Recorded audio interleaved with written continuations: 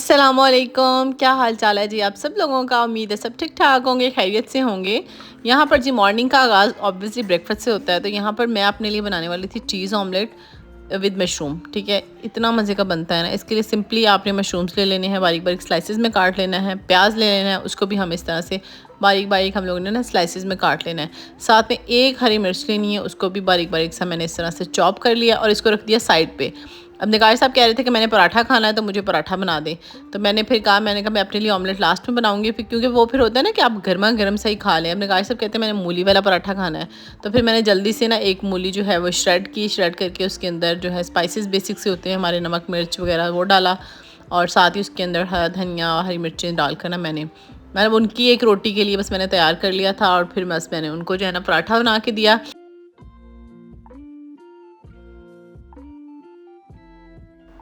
मैंने कहा अब एक पराठे के लिए क्या मैं रोटी मेकर को करूं, मैंने कहा चलो मैं इसी तरह बना लेती हूं, तो बस फिर तवे पे ही उसको अच्छे से बना लिया। और मिन्हा के लिए ना सॉफ्ट सा पराठा बनाया, इसके अंदर अच्छे सा ना मैं देसी घी डाल देती हूँ, तो बहुत नरम नरम सा पराठा बनता है। और मिन्हा माशाल्लाह से ना इस तरह पराठा शौक से खा लेती है। तो सिंपल पराठा बनाया, एक अंडा लिया, उसको अच्छे से फेंटा और पराठे के ऊपर डाल दिया। इस तरह से भी बच्चों को आप बना के दे सकते हैं, पराठा विद अंडा, और इस तरह से ना बच्चे फिर साथ साथ अंडे के पराठा खा लेते हैं। तो बस इस तरह से फ्लिप कर देती हूँ, फिर छोटी छोटी बाइट्स जो है ना इस तरह बना के रख देती हूँ, फिर मिन्हा जो है ना उठा के खुद ही खा लेती है।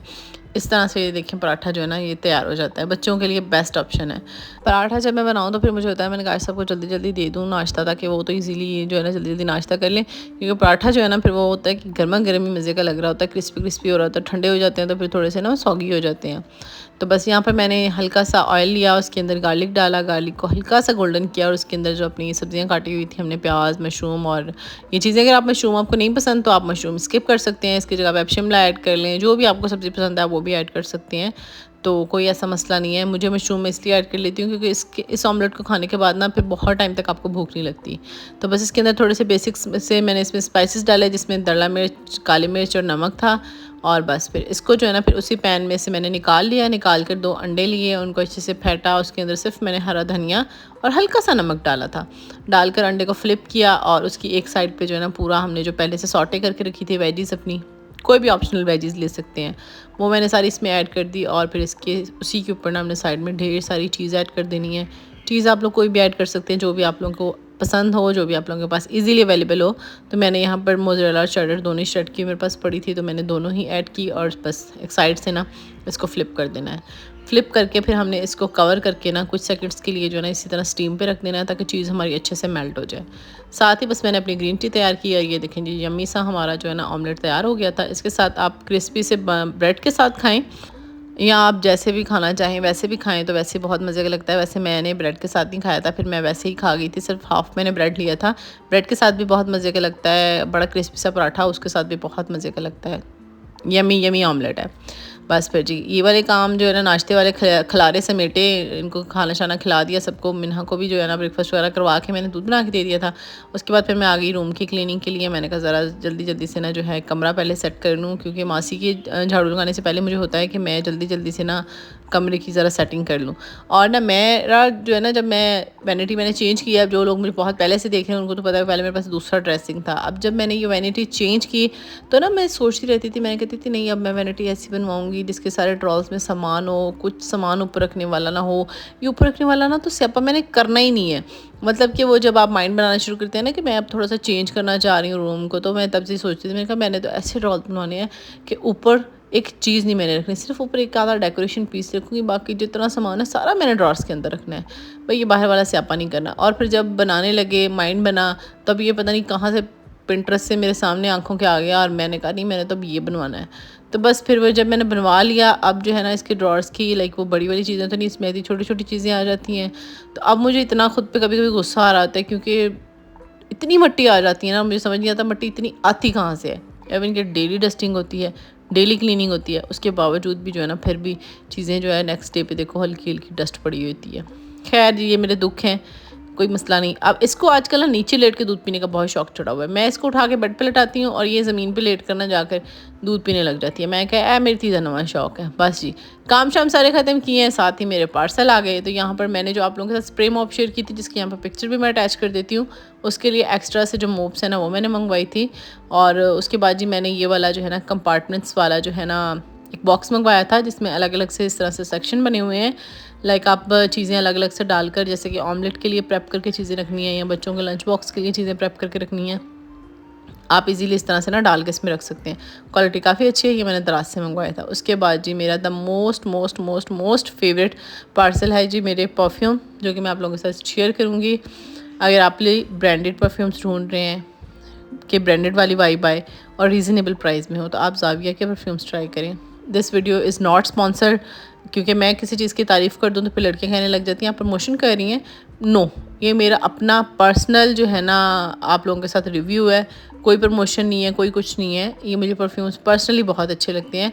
पहले भी मैं आप लोगों के साथ ये शेयर कर चुकी हूँ। अब जो ना अगर आप ढूंढ रहे हैं ना कोई इस तरह का परफ्यूम हो ना कि आपने लगाया और 4 बंदे आपसे पूछें कि आपने परफ्यूम कौन सा लगाया है, तो आप ये ज़ाविया का स्कारलेट ट्राई करें। मेरी तरफ से 100% रिकमेंडेड है। बहुत अच्छा परफ्यूम है। मैं सिर्फ वो चीज़ें आप लोगों के साथ शेयर कर देती हूँ जो मुझे ख़ुद को पसंद आ रही होती हैं, तो फिर मैं आप लोगों के साथ भी वो चीज़ें शेयर कर देती हूँ। उसके साथ इनका ये मैंने सेकंड परफ्यूम ये स्कारलेट है। इस पर मैंने ना इनका 2 परफ्यूम्स और ऑर्डर किए हैं और दोनों की ही बहुत अच्छी क्वालिटी है। फ्रेगनेंस बहुत अच्छी है, लॉन्ग लास्टिंग है, अब बहुत देर तक आपसे बहुत अच्छी खुशबू आती रहती है और आपको ख़ुद को आप जब खुद यूज़ करेंगे ना तो आपको ख़ुद को लाइक महसूस होगा। बाकी जी नकाश साहब के लिए मैंने ये इनके मेंस में मंगवाया था। ये जैसे कि मेंस का होता है, ज़रा तेज़ सी खुशबू, ज़रा बड़ी अच्छी सी बड़ी मतलब कि जैसे जेंट्स के परफ्यूम्स होते हैं उसी तरह से है, बट मुझे बहुत ज़्यादा अच्छा नहीं लगा ये वाला। बाकी वो जो दोनों हैं वो बेहतरीन हैं। इनके परफ्यूम्स रिकमेंडेड है मेरी तरफ से। अगर आप लोग भी अच्छे परफ्यूम ढूंढ रहे हैं कि ब्रांडेड परफ्यूम वाली वाइब्स आपको रीज़नेबल प्राइजेस में आए ना, तो आप लोग ये ट्राई करें। साथ ही इन्होंने ये बैग दिया हुआ था, अगर आप किसी को गिफ्ट वगैरह देना चाहते हैं ना, तो इस तरह से ईजीली ना आप गिफ्ट वगैरह भी दे सकते हैं।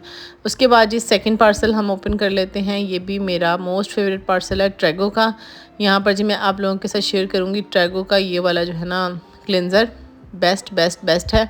जिनको क्लोज कॉमेडॉन्स का इशू है, वाइट हेड्स का इशू है, ब्लैक हेड्स का इशू है, या स्किन पे हल्के हल्के छोटे छोटे से बम्प्स बनते रहते हैं ना, वो ये वाला जो है ना इनका क्लेंजिंग ट्राई करें। मेरी ये बॉटल देखिए, मैं आप लोगों को दिखा रही थी, मैंने ये इशू बहुत फेस किया। अब अल्हम्दुलिल्लाह अल्हम्दुलिल्लाह मेरी स्किन बिल्कुल क्लियर हो चुकी है। कोई क्लोज कॉमेडॉन नहीं है, कोई एक्नी नहीं है। ठीक है, मैंने अपनी स्किन केयर अच्छी की, मतलब कि टाइम लगता है। ठीक है, अब ये मेरा पूरा ख़त्म हो गया तो उसके अंदर मैं पानी डाल डाल के 2-3 दिन से इस्तेमाल कर रही थी, क्योंकि पार्सल मुझे लेट डिलीवर हुआ है, तो मुझे था कि पानी डाल डाल के उसके अंदर मैं गुजारा कर रही थी। खैर पहुंच गया पार्सल। उसके बाद ही मैं सेकेंडली मैंने ऐड किया था अपनी स्किन केयर में इनका ये सीरम, और मैं आप लोगों को दिखा रही हूँ कि मेरा बिल्कुल ख़त्म हो गया था 2 दिन से, क्योंकि जब 11-11 की सेल्स लगी थी तो सब ब्रांड्स ने सेल लगाई हुई थी, तो फिर पार्सल्स थोड़े से लेट पहुँचे। खैर कोई मसला नहीं। इसके अंदर ना सैलिसिलिक एसिड है और नाइसिनामाइड है, जो कि दोनों ही जो है ना एक्नी प्रोन स्किन के लिए और जो है ना क्लोज कॉमेडॉन्स का जिनको इशू होता है, दोनों के लिए ये दोनों ही एसिड्स बेस्ट हैं। अब मैंने ना इनका न्यू एक प्रोडक्ट मैंने कहा ट्राई करती हूँ। इनका स्किन लाइटनिंग सीरम है ना, ये मैंने ऑर्डर किया है। इसके अंदर अल्फ़ा ऑर्बिटन और नाइसिनामाइड है। अल्फ़ा ऑर्बिटन जैसे कि हमारी स्किन को जो है ना थोड़ा सा ब्राइटन अप करता है, नाइसिनामाइड जो हमारे पोर्स को श्रिंक करने में बहुत मदद करता है। अभी तक तो इनके अल्हम्दुलिल्लाह जितने भी मैंने प्रोडक्ट ट्राई किए हैं अच्छे हैं, इंशाल्लाह आगे भी अच्छे ही रखें। तो अगर आप कोई अच्छा सा ग्लाइकोलिक एसिड ढूंढ रहे हैं ना, जैसे कि द ऑर्डिनरी का तो काफ़ी एक्सपेंसिव है, जो लोग कहते हैं कि मेरी तरह बजट फ्रेंडली चीज़ हो, तो आप लोग ट्रैगो का जो है ना ग्लाइकोलिक एसिड ट्राई कर सकते हैं। काफ़ी अच्छे रिजल्ट हैं इसके। मेरा देखें पूरा ख़त्म होने वाला है, बिल्कुल थोड़ा सा रह गया है।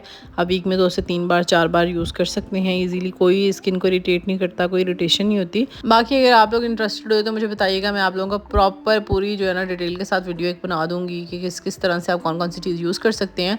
साथ ही जी खाने का टाइम हो गया, ये अनबॉक्सिंग वगैरह करनी, इसमें काफ़ी मुझे टाइम लग गया। उसके बाद जल्दी से मैंने ना चिकन और मटर बनाना था, उसके लिए मैंने हल्का सा गार्लिक पहले थोड़ा सा सॉटे किया, फिर उसमें प्याज डाल दिए, उसको हल्का सा कलर दिया, फिर उसके अंदर मोटे मोटे टमाटर काट के डाले और हरी मिर्चें डाल दी। साथ ही मैंने इसके अंदर ना 1 टीस्पून ज़ीरा डाल दिया। अब ये मैं थोड़े से डिफरेंट स्टाइल से बना रही हूँ मटर ना। इस तरह मुझे शोरबा ज़्यादा अच्छा लगता है। इस तरह ये हो जाता है कि शोरबा ना तो बहुत ज़्यादा पानी पानी सा होता है, ना बहुत ज़्यादा थिक होता है। अब उस बैटर को मैंने निकाल लिया और चिकन जो है ना ऑयल के अंदर डाल दिया। बहुत ही मिनिमल से ऑयल में मैं खाना बना रही हूँ। आप लोग चाहें तो ऑयल ज़्यादा भी ऐड कर सकते हैं, पर मैंने ऑयल ज़्यादा नहीं ऐड किया। साथ ही चिकन के अंदर मैंने साथ ही ऐड कर दिया इसमें मटर, क्योंकि मटर ऐड करने थे इसमें। मटर यहाँ पे फ्रोज़न थे, तो इसलिए पहले मैंने चिकन को अच्छे से गोल्डन कर लिया, तो फिर उसके बाद जो है ना मैंने मटर यूज़ किए।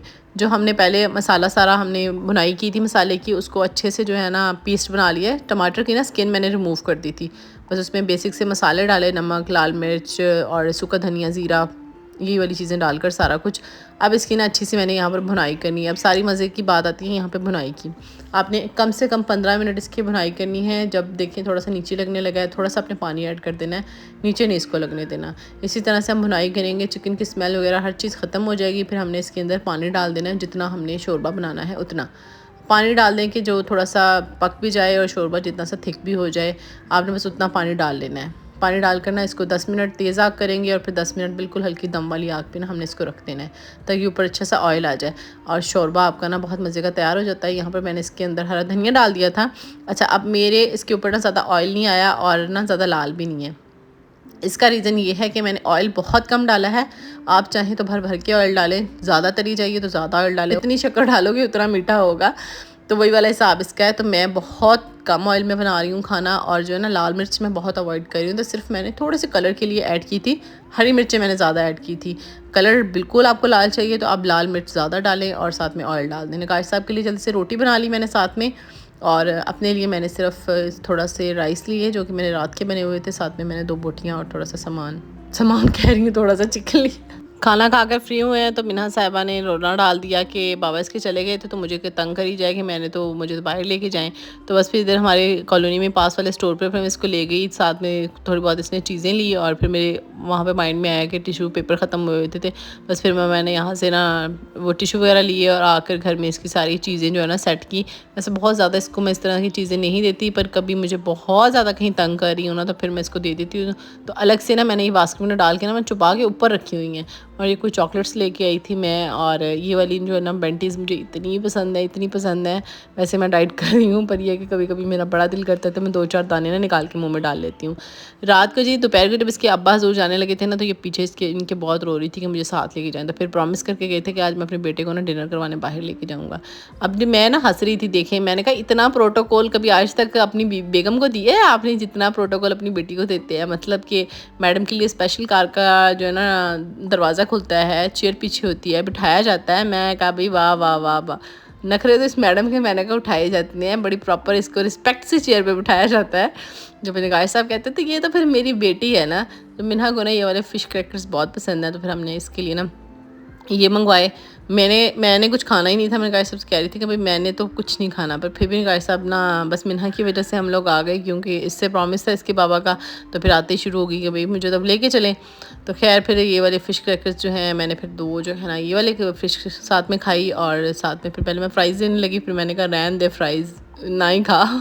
तो बस फिर इसी तरह से हम लोगों ने जो है ना डिनर एंजॉय किया। और ये मोहतरमा बाहर आकर खान तो कह देती है, मतलब कि बच्चे होते हैं ना बाहर आकर कहते हैं, अब उनको पता होता है कि अब हमारे माँ बाप ने अब तो हमें बिल्कुल भी कुछ नहीं कहना ना। तो वैसे इसको कभी मैं फ़ोन नहीं देती, पर मैं कहीं चली जाऊँ या हम कभी बाहर आए ना तो इसको होता है कि अब मम्मा तो मुझे कुछ नहीं कहेगी, अब तो मम्मा मुझे फ़ोन देंगी अगर मैं ज़िद करूँगी। तो बाहर आते ही ज़िद लगा लेगी मुझे फ़ोन पर कार्टून चला के दो। मैं कभी सही ब्लैकमेलिंग करती है ये मुझे। तो खैर जी उसके बाद नगाश साहब ने अपने लिए जो है ना कॉफ़ी विद आइसक्रीम जो है ना मंगवाई। तो मैंने तो खैर पी नहीं, सिर्फ वीडियो बनाई। मैं कहा जी पहले बहुत खा लिया है तो इसको ज़रा अवॉइड ही किया जाए। रास्ते में हम लोग आ रहे थे तो इसको ये बेकरी नज़र आ गई, और इसने यहाँ पर फिर से दंगा लगा दिया कि मुझे बेकरी पे लेके जाए। मैंने इसको इतना बोला कि घर में सब कुछ पड़ा हुआ है मिन्हा, हर चीज़ घर में पड़ी हुई है, हम दोपहर में तो लेके आए हैं। पर ना जी कहाँ सुने मिन्हा कहे मैंने तो जाना ही जाना है। मैंने कहा भी मैंने नहीं जाना। इसके बाबा फिर इसको ना यहाँ ले गए, सुबह भी ब्रेकफास्ट के लिए थोड़ी बहुत चीज़ें लेनी थी, तो फिर मैंने कहा चलें आप लोग ले आएँ। This is all about my day. I hope you like my video. Don't forget to subscribe. अपना बहुत सा ख्याल रखिएगा। अल्लाह हाफ़िज़।